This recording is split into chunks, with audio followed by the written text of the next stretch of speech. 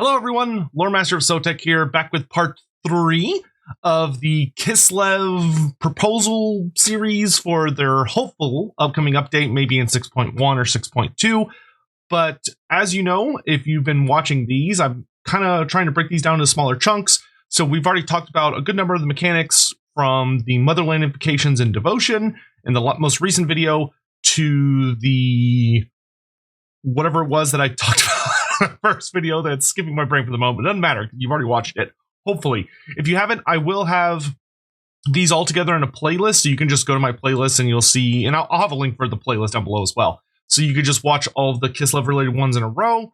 I'm going to be going through all of them for like kind of the top comments and some feedback and stuff. And I think at the end of once I've done all of the main, like me just talking at you videos, I think I'd like to maybe do a live stream where I kind of go through the comments and can talk with people live about what their thoughts are and see how people feel about the ideas that I'm presenting, if there's anything that y'all really disagree with or agree with. So be sure you're kind of going through the comments, leaving your own thoughts and clicking little, thumbs up on the people you agree with, because I'll be really looking for those kind of most liked ones to see what people's thoughts ultimately are. And of course, if anyone decides to post these anywhere, feel free to shoot me a link on the Discord, just in the Total War Warhammer channel on our Discord or whatever. Just be like, hey, if you want to go in the comments here and chat with people that are looking at it, I'd be happy to.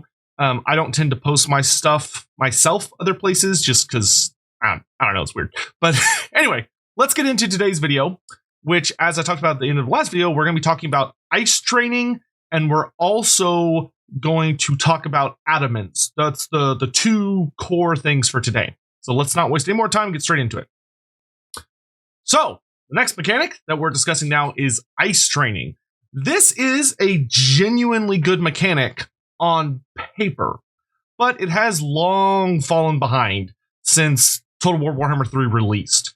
Currently, the mechanic has 2 Ice Maiden slots and 2 Ice Witch slots that are unlocked through the tech tree. Once enabled, these slots can be activated by spending money to initiate a training process, which takes several turns depending on who you're playing and what kinds of upgrades you might have. And there are some events that can make it faster as well. Every certain amount of turns, the player will be given a dilemma to choose one of 2 traits that the character in question will receive. Regardless of how many turns the training takes, they'll always get 3 dilemmas. Well, technically you get 4 dilemmas because the first one is choosing which lore of magic, but you get 3 traits in total before the character will go on to join the recruitment pool. In theory, this is an excellent system that allows for customizable lords and heroes with powerful starting traits. In function, however, the traits selected from are sometimes quite ideal, and it can lead to spamming the system in the hopes that you get a more favorable set of random rolls, almost kind of like you're pulling in a gacha game. There's also not that big of a set of traits to roll from. There's also, in my opinion, the issue that it only allows you to train Ice Maiden and Ice Witches of the Ice Court, which is a notably very clandestine faction led by Tsarina Katerin, who aren't on good terms with the likes of the witch-hating Kostaltyn and the sinister Spirit of the Woods Mother Ostankia. This leads to most players feeling the mechanic is deeply immersion-breaking and conflicts with the themes of those factions, to which I personally very much agree. To solve this issue, I have the following recommendations. The ice training mechanic should be heavily altered, so instead it's simply the training mechanic, with each Kislevite faction receiving a unique version where the hero and the lord they train are different. Tsarina Katerin's Ice Court should have the current system of training Ice Witches and Ice Maidens. Supreme Patriarch Kostaltyn with the current Kislevite roster should receive and train Boyars for his lords and then Patriarchs for his heroes. Boris Ursus, the Radi Boka, has always operated in a very unique position within Kislev. So for him, I would have him train either a combo of Ice Witch Lords and Patriarch Heroes, as he is the High Priest of Urson. He formed the Great Orthodoxy, so the patriarchs would have a lot of reverence for him. And he also has a very strong relationship with the Ice Court. He is the father of one of the most powerful and gifted ice witches of the age. Many of people believing that she is the original Con Queen Mishka Reborn. So he has a very strong relationship with both of these factions. So I think him kind of having a mix is fine. But if you don't want to go with Ice Witch Lord and Patriarch Hero, you could do the opposite, where you do Boyar Lord and Ice Maiden Hero. I will say for Boris, I personally feel like the second option is a bit more fitting with the Boyar Lord, because the Boyars are very, very strongly Boris themed. You know, he is kind of like the big bad of the Boyars. And then having the Ice Maiden Hero, so he still kind of has that connection to like his daughter and the Ice Court and everything. I think that's a more reasonable mix. And then lastly, Mother Ostenka should, of course, have Druzina Lords as her Lord slot, and then the Hag Witch as her Hero slot. Furthermore, I'd really recommend making each of the dilemmas for the starting traits have 4 options rather than 2. This will also be important for when you're training like the wizards. For the Hag Witches, we'll need at least 4 options, because when Mother Ostenka is training a Hag Witch, you'll want the option of, do you want Lore of Hags, Lore of Beasts, Lore of Shadows, or Lore of Death, I think is their last option.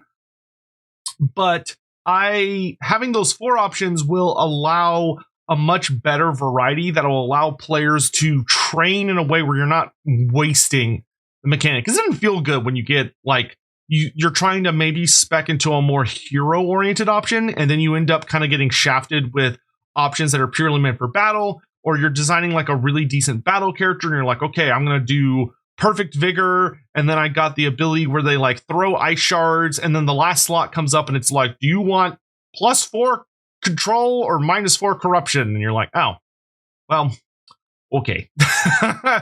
But I will say this though, if you have 4 options, one of the things that CA could do that I think would actually be really exciting is, instead of having it where all 4 options every single time are worth the same value, right? So they're all the same. You could offer the player where like, so for the initial, let's take a Hag Witch as an example. For her initial one, you go, of course, have to pick her lore. So that one, they're all basically the same. It's just the 4 lores of magic.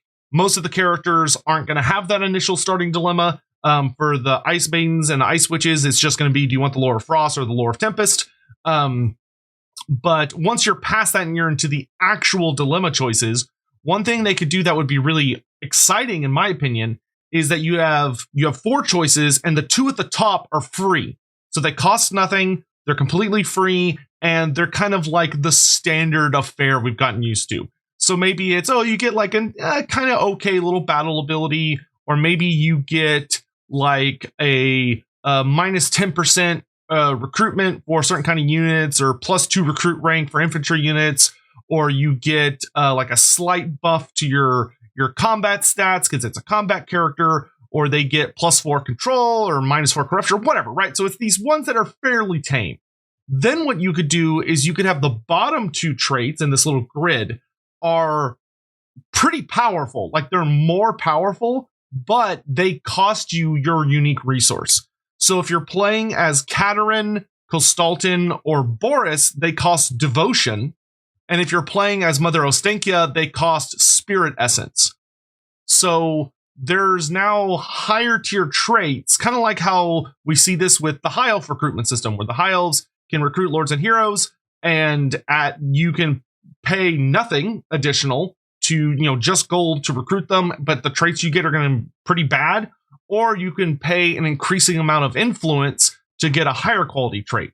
So maybe it could be something like you've got your 2 basic ones, and then the third one costs a little bit of extra. So maybe for devotion, it costs you like 25 to 50 devotion.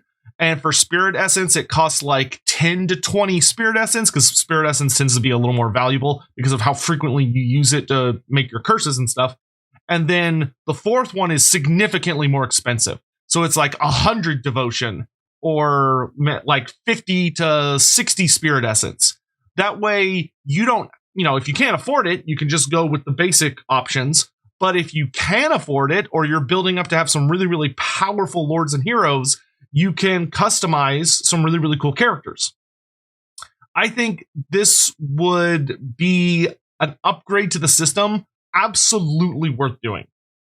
On the bright side, we do have a lot of so looking at kind of like CA's development process, I will say I don't think this would be terribly difficult to do, especially because a lot of the traits that are already in the system are actually quite universal. So the ones that do things like boost income, help with corruption, help with control, help with like recruiting infantry units versus cavalry units, buffing infantry units versus cavalry units in battle. There are also some very generic battle traits like giving units stock or giving them unbreakable, which would work for all of them. So you have a universal pool that we have most of what we need. Like, I would love some more options, but we're doing pretty well as far as like the universal pool of traits goes.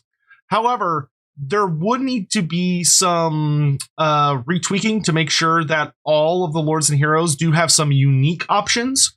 And furthermore, I do think some of the options could use some re-looking at, because some of them are a little underwhelming. Most of them are pretty decent, but there are definitely a couple, especially when it's like the recruiting certain kinds of units, or like a good example is the one where Ice Maidens and Ice Witches can buff the Ice Guard. Those ones are pretty narrow, where it's like, oh, you can buff, I think it's like the melee attack or the missile damage of only the Ice Guard, which is fine, but the buff that it gives them is pretty not that impressive. Probably could be upped a little bit. So just making sure to look at all the traits that are available, making sure they're up to an appropriate level, and then adding in more traits as needed. But this would make the mechanic of training so much more engaging. It'd be so much more interesting. There would be like significantly more actual customization choices, and you wouldn't need like a giant pool of options. You can still keep it relatively simple, where you have like a list of, I don't know, probably like 10 generic traits, and then maybe a mix of like 10 to 15 unique traits for each of the different character types. Though some would have overlap, because obviously the Ice Witch and the Ice Maiden are going to have very, very similar trait options, because they're both basically the same. The others would be relatively similar, but I don't think it would be too bad by any stretch of the imagination. Obviously, whatever lords and heroes are not part of the training system for the faction I mentioned would need to be recruited using the normal method and just have a randomized starting trait as per normal. So if you're playing as, let's say, Kostaltyn, your Ice Witches and your Ice Maidens are just part of your normal roster. So you can recruit Ice Witches immediately because they're just a generic lord coming from any of your settlements. And then Ice Maidens you would need to build a particular building from. We'll talk a little bit about that when we get down to, I think I've got like a note at the very, very end about tech tree stuff. But just in case I forget, I'll go ahead and say here that obviously there would need to be some slight changes to each of their tech trees to replace the techs that are like, oh, you get access to the training system and you get +1 capacity for Frost Maidens, or you get access to the ice training system and you get +1 and you get the ability to recruit Ice Witches. Like, those would need to be switched out for appropriate techs, but that should be very, very easy to do. The last thing I'll say for relating to the training system is that while they're doing that, please add some Kislev specific starting traits that are unique for Hag Witches and Druzina. I could be wrong, but I feel like every time I've played Kislev, all of the Druzina and Hag Witches only have generic traits. I don't think I've ever seen them have a starting trait option that is Kislev. They're always generic, as far as I've seen. It could just be that, like, I've just had weird luck in regards to that, but I feel like CA needs to take a look at that. But if they do this system, they would also need to add new special generic or specific traits for the Ice Maidens and Ice Witches for the appropriate factions. So that would be a good time to make sure that all of the Kislevite character choices have an appropriate selection of choices that are, you know, the generic choices, the more like anybody can take them, Kislev ones, and then the ones that are special and unique to just those character types. Because obviously the Hag Witches should have some special starting trait options, as well as the Druzina and the Ice Witch and the Ice Maiden. Because I feel like the Patriarch and the Boyar have an excellent mixture of traits to choose from, but it feels like all of the other Woods and Heroes don't. So, from there, we get to the final mechanic for Universal Kislev, except for Mother Ostenka, because she doesn't have this one, but she didn't count, which is the Atamans. So the Atamans are special boyars that are unlocked when the player captures 2 provinces. For each further 2 provinces, you gain an additional Ataman, or boyar. These unique lords are attached to a province that the player controls the entirety of, so you have to control every single settlement within that province. And they start with a unique trait that will increase either income, anti-corruption, control, or growth. There are also some that have a mixture of 2 instead of just 1, but if they have the mixture, then the 2 they are speccing into will be a less powerful version. So instead of getting like 10% income buff, you might only get 5% income buff, but he also gives you a little bit of growth. It's just an example. Once an Ataman is assigned, every handful of turns, they'll gain a new trait that provides some new buff to the province they're overseeing. This could be bonuses to recruiting certain kind of units, further buffs to growth, income, corruption, etc., increasing recruitment rank of certain types of heroes, or even rare combat buffs. Furthermore, the Ataman will join the garrison of the major settlement in the province he's working within to fight in the event of a siege. Atamans can also be recruited as a regular lord, but if this happens, he can no longer provide any of the buffs that he's built up, because the buffs only work if he's attached to a province as an Ataman. So he basically would just be a generic boyar, but without a combat starting trait, so he's worse than any of your boyars. So, this mechanic is a tad odd when compared to the rest of the game. It's a decent system in that the Atamans can provide some pretty substantial buffs and are very out of the way. It's something that's very kind of easy to forget about. The Atamans are, to put it bluntly, a very, very dry mechanic that add very little value outside of just making number go up. Most players will probably completely forget the Atamans exist unless the game won't let them in turn because, oh hey, there's a new starting trait or there's a new trait that's available to them. It's also quite rare that the Atamans have any use in like the battle portions of the game, which is kind of like the main reason a lot of us play it. Like it's kind of the main thrust of the experience is a lot of the battles. So the Atamans, they're just a little odd. They're a little too over off to the side, not interacting as much as I would like them to. So what could be done? Well, I wouldn't remove any features to the Atamans. I think what they have works, but I would add more to it. So something that could be really nice would be allowing the Atamans to have a unique skill tree, kind of similar to like the Caravan Masters from Grand Cathay, or other characters that are kind of a copy of a lord, but they have like a unique interaction system. And for the Atamans, it'd be nice if they gained levels and experience through doing the things in their province, just like they gain traits. So maybe like every time a building is complete, or every certain amount of turns, maybe they get like a small amount of experience every turn just for existing, but they also get like a big boost of experience every time a building finishes building, or a certain amount of units are recruited, or a new lord is spawned, or whatever. That way they're leveling up, and it would give them much more of an exciting interaction, because you would have access to like new skills and things that would have more impact on how they perform, especially if in their unique tree you could have ways to like buff the garrison, so they make like the garrison units more powerful. Like I would replace their red skill tree completely with a garrison skill tree. maybe that would be kind of their main unique thrust, is that because they're not meant to go out and lead your armies, they're meant to stay and defend your capitals, your garrisons. They should not have a standard red tree, instead having a specialized one that's all about just buffing the garrison, making it a more effective fighting force.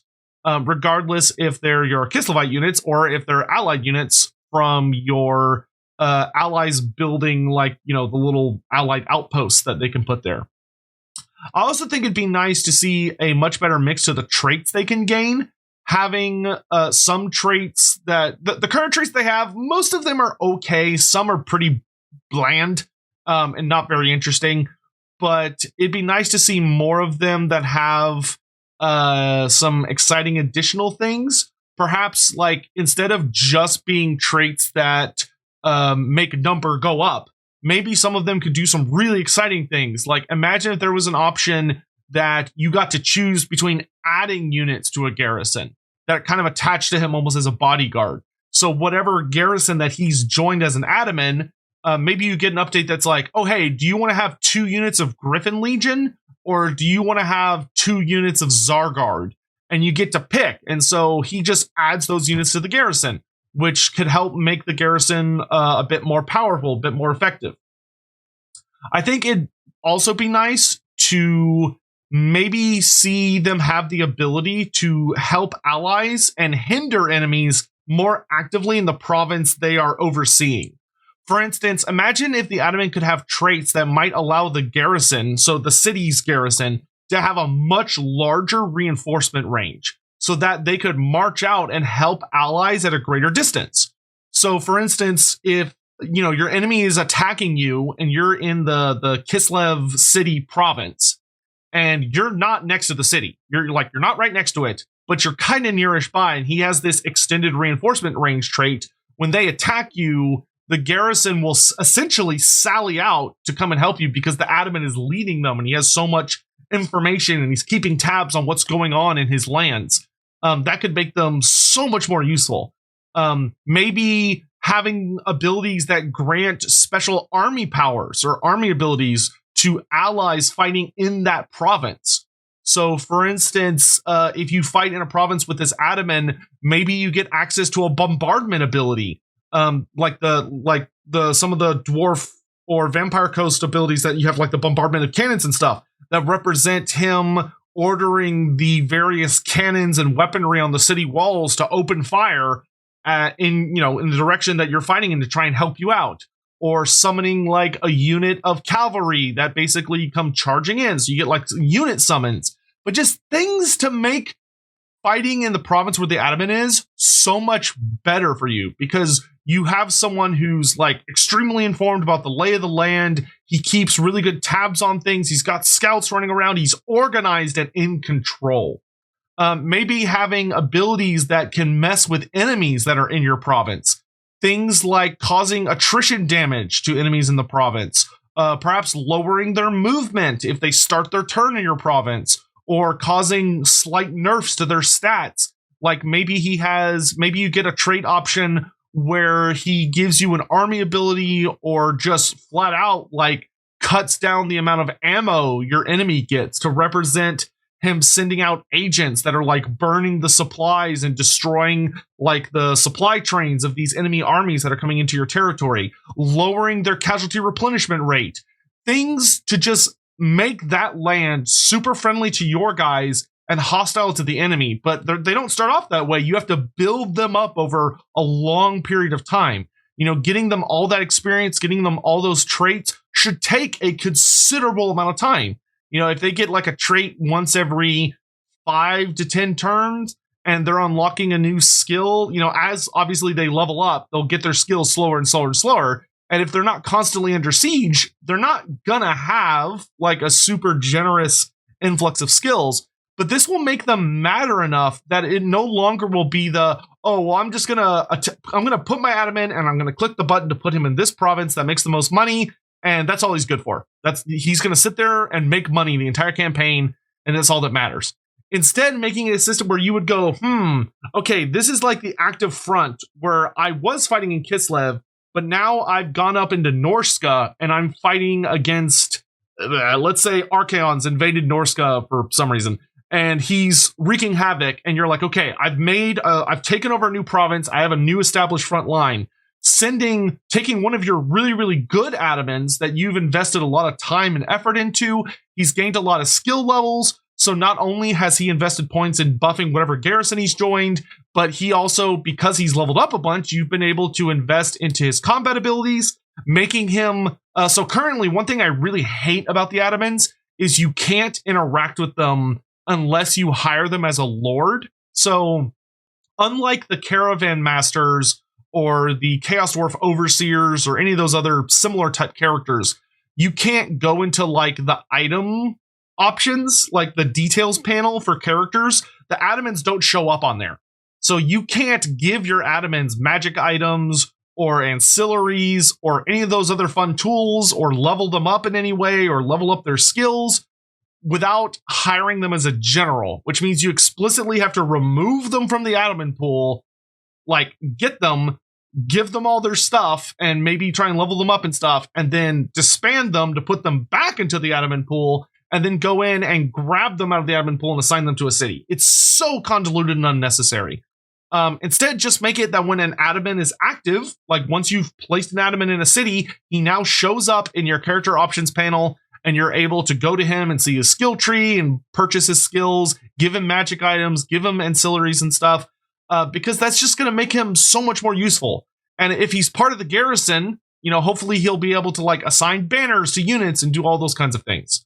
So this would help make the Atamans into specialists that turn Kislevite provinces into absolute fortresses that provide tons of excellent buffs and prove difficult to assault, really giving the experience of making Kislev feel like the epic bastions of defense against chaos that they should be if they have enough time to build up.